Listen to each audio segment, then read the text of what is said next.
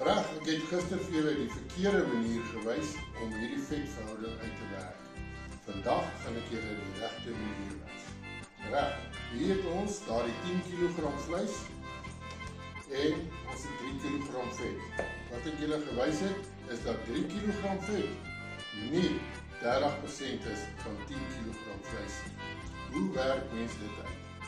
Jy vat die hoeveelheid vleis wat jy het, in hierdie geval 10 kg, deel dit met 0,7. En dit gaan vir jou gee 14,285.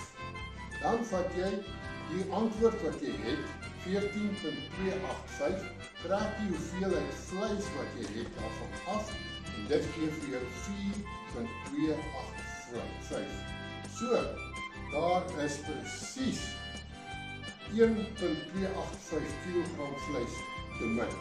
Sit dit by en daar is jou perfekte verhouding.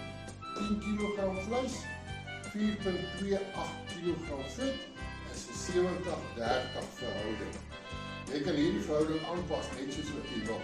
As jy 20% vleis, 20% vet kom bysit, deel jy dit met 0,8, 10% vet, 0,9. Werk presies dieselfde.